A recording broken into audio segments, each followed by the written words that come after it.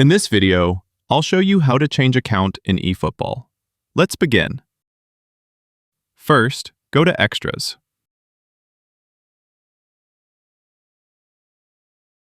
Then go to Support.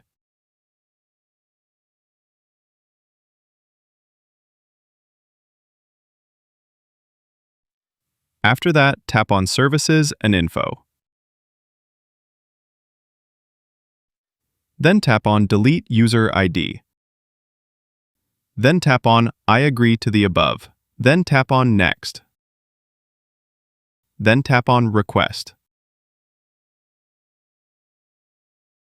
Now press OK.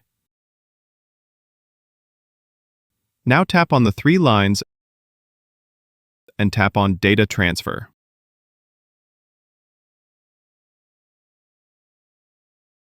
Then tap on Transfer Data Linked to Konami Account.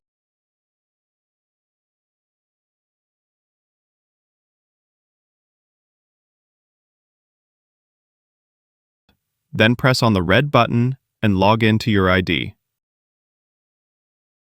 And done! That's it! If you found this helpful, don't forget to like and subscribe for more tips and tricks. Thanks for watching!